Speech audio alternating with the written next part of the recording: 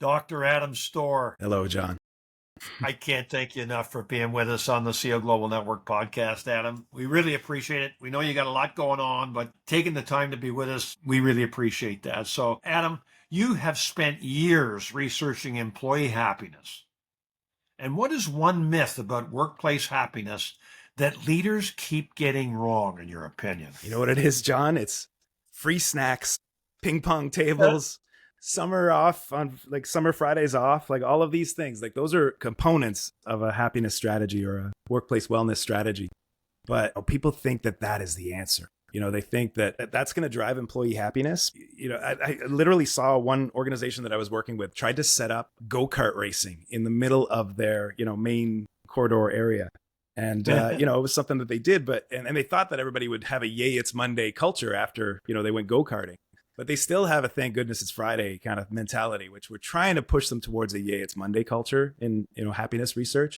But it's all those perks and things. So what it really is, and according to my research, is it's a combination of three things. It's a combination of satisfaction, engagement, and morale. And those are three words that we often use interchangeably. We don't define them very differently, but they actually mean different things. So satisfaction is what's referred to as a cognitive measure. And all it means is that we like stuff at work. I like my pay. I like my level of responsibility. I like my job. I like.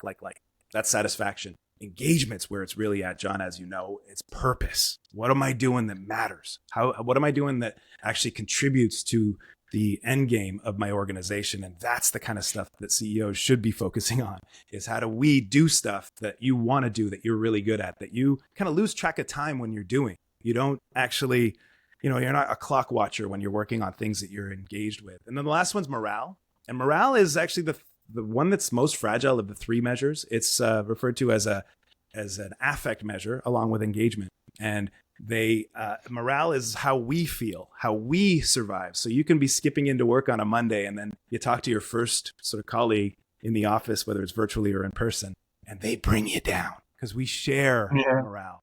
So those three things together is what CEOs should be focusing on, but they focus on perks and ping pong tables and stuff a little bit too much, in my opinion. Those things don't. Yeah. Now, your PhD explored the link between quality strategy and happiness. What's the most surprising connection between those two? Yeah, that was the thing that kind of got me started on all this happiness stuff. Is I tried to merge excellence and happiness. So, if you're working on excellence, which generally means that you have a focus on leadership, planning, people, customer, process, all, at a strategic level, then what we noticed is that people working at those organizations are also happy. That was really interesting. If they pay attention to these things, we expect subgroups of data to be different all the time. And that wasn't the case in the research that I did. Overall data, it said that sectors were different. That's what we expected. Overall data said that roles would be different in terms of happiness. Like we would think that like senior leaders would feel a little bit differently than frontline. That was expected, and that was present in the overall data. Overall data also suggested that tenure was different. So short-term employees, long-term employees, medium-term employees, they also, had different levels of happiness. And this was all expected. This is what you expect when you do research.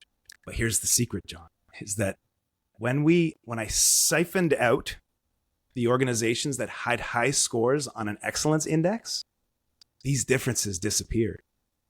Tenure didn't matter anymore. Sector didn't matter anymore. They were all happy. So the organizations that paid attention to excellence really made a difference for, the levels of happiness that were present. And when I presented this to my thesis supervisor, it was in England, and the guy's like, "You have made a contribution to academic theory."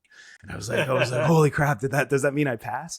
And funny enough, it didn't mean I passed. He's like, no, you still have to write one more chapter, pending that you have passed your PhD thesis, which was all about happiness at work. So that was the most surprising thing, is that we expected everything to be different. But when I just kind of filtered out only the organizations that had a high level of excellence, then we saw some major differences that we didn't expect anymore. And the difference was that everybody was the same. So it's kind of an interesting double meaning there. The difference was that everybody was the same. It was like a mirror. Everybody was looking in the mirror. The CEOs felt the same way as the front line, and the short-term employees felt the same way as the long-term employees. And it was just because their companies had a level of excellence that was present. So that was the big, it's an aha moment out of the research, I guess. Big aha. Yeah. And since that professor said that to you, you've taught thousands of students at Rotman, Laurier, and other universities. Yeah. What is one leadership lesson that sticks with those students long after graduation? So is there one? Absolutely.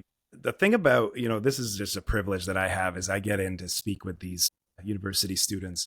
For the last 5 years, I've been, doing it in a post-COVID world. I kind of started a new career. I became a professor. And so for the last 5 years, I've been doing it. And I've been noticing a lot. Like I teach at Rotman, I teach at Laurier, I teach at McMaster, I teach at TMU, I've taught at Carleton University, and where else? Like Queen's University, all these different universities. And they're all kind of the same student-wise, is they all want A+, John. They all want their A+. So in fact, when I post grades, if you post the grades at a certain time, I'm just doing it right now for a course I'm teaching over the summer. I know immediately I'll get 10 emails back from them saying, oh, Prof, I think I deserved a higher grade as a result. So like literally 10 minutes after posting, I get 10 emails that say, Prof, is there any way that we can push this up to the next grade level, the next level? Students are really interested in grades. That's number one. But what in terms of leadership lessons, I think, and this may be different than what you expect me to say about this, is that it's not about models, John. It's not about frameworks. It's not about, all of the things that they just kind of cram in their brains to get that A+ with. It's about connection. It's about connection. That's the biggest thing. So, in my classes, I want them to come up and smile in class. I want them, what I call it a want to be there-ness. A lot of my classes, just because of my busy schedule, have to happen on a Monday morning at 8:30 or a Friday morning at 8:30. John, just a hint, that's not a good popular time slot for 19 to 22-year-old students. But they tell me at the end of the term that you were the first class that I had at 8:30 that made me want to come, that made me want to be there. And that's music to my ears. That's, that want to be there-ness is what I translate into workplaces. And we're working with CEO Global Network now, trying to get your organizations in that same sort of, yay, it's Monday mindset. Like, how do we get people to want to be there? And so I try and encourage that. I think I've encouraged this a little bit, John, but at the end of the term, there's a lineup that forms in my classrooms and they all want to take pictures with me. It's the weirdest thing. I post them on my Instagram, but I encourage it, of course. So that's part of it. But they line up and they just want to take a picture with me. And what I've kind of translated it to is that we've connected. And that connection is more valuable in business when they get their first job than any model or framework that they ever studied. Where I'm not going to ask you about the Miles and Snow framework or the, Porter 5 forces, on day one of your work. I'm going to ask you about, hey, how do you connect with me? And how do you show up? How do you smile? How do you, all the fun things that students do. So that's the thing that stands out for me the most. It's not that A+ that they email me about immediately. It's that connection. And John, in an AI world, connections are getting few and far between. Like real connections with people, we have a harder time connecting with people in real life. So I try my best to connect with everyone in a classroom, and then that translates into their future business careers. And I have all those selfies with these students, like literally 50 people lined up to take a picture with me. I don't know how that became a thing, but it certainly is a thing now. and I'm not going to stop it because, it makes me feel, good about the connection that we made with these students. So I think that's that's the surprising thing. It's nothing about the actual content. It's more about the connections. Yeah, no. Well, thanks for that. You've delivered talks to over 30,000 people at least, right? Well, over 30,000 people. Which audience or moment stands out as most memorable? Is there a moment that stands out? I thought about this, and I got my 10,000 hours. I got to give a shout out to my previous job at Excellence Canada, because I was doing hundreds of talks over 20 years.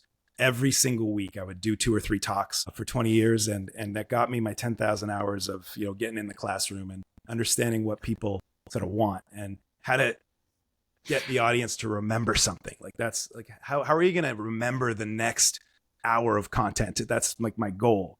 And so I tell my students, like I actually call that being remarkable. And I don't mean remarkable in like a Webster's dictionary sense where you have to be amazing or you have to be extraordinary. Like some people define remarkable as that. That's not what I'm looking for. I'm just like, can you, even after you listen to this podcast, can you say one thing that I said that's remarkable? You can remark on it. You can literally remark on it. So, not extraordinary, but literally remarkable. That's what I'm looking for. So I've seen it all, I've done it all in the classroom with these, 30,000 students that I counted up mostly through Excellence Canada and so on. But now we're doing it with CEO Global Network with the GLTP, which is happening in the fall, which is going to be amazing. But here's the story, John. One time I was out and I was teaching about 500 senior people in the public sector, in the municipal sector. And I thought that it would be a good idea to, block my screen because what was coming next wasn't going to be relevant to what we were talking about, at the moment. So I blocked the screen. I took a book that I had handed out to these 500 people and I just put it in front of my projector. And I don't know if you can guess where I'm going with this, John, but 30 seconds later, smoke was bellowing out of the, the paper that was in front of the machine. And I was like, holy crap, is that really happening? Like, is this really happening? I'm looking around and everybody's like really concerned. And sure enough, 10 seconds go by, fire starts flaming out of this paper that was in front of the book. So I quickly, my old, back in the day, I was a lifeguard / my brother's a firefighter. So I have all of these thoughts about emergency response. I grabbed the book in with another book and ran outside and threw it in a puddle that was in the parking lot. And I had 500 people looking at me like I was the weirdest guy in the world. Literally caused a fire in a hotel that we had this conference at.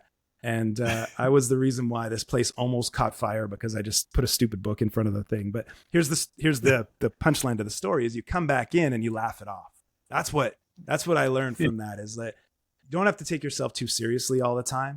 And you can connect with the audience just based on that. It's like, yeah, that's the remarkable moment now is that you were in the room when a fire broke out at the conference and Adam ran it out of the room like a cartoon character. But I came back and laughed it off. Everybody had a good giggle about it. And then we just continued. So that was the moment, John. That was the one that I remember. That's memorable for sure. One last question, Adam, and then we'll wrap up. In all your work on leadership and happiness, what is one small daily habit that makes the biggest difference for teams? Yeah, this one, I got to give you 3, John, because that's how it works. That's how it works with happiness. And they all have to do with light. All right. So here, I'm going to get my phone out just so I can do this better. Hang on. All right. So the first one is you got to shine a light on strength. All right. So I'm flexing my muscle. You can't see here with my jacket, but that's the first one. Shine a light on strength. The second one is do things that light you up. All right. So there's another light. And the third thing is be the light. All right, so let me explain those really quickly. The first one, shine a light on strength, is exactly what it sounds like, is start your meetings with a success story. Don't start it with the tragedy. Don't start it with the biggest problem that we're facing this week.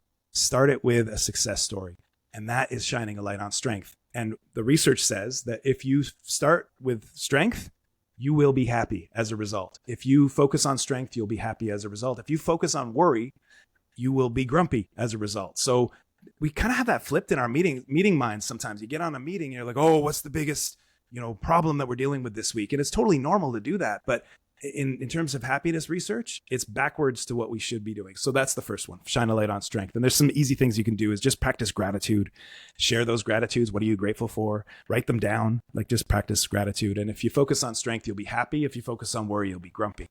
The second one is do things that light you up. This one's pretty obvious, John, but make a list of all the things you got to do next week. And you probably have 10 or 20 things on your list.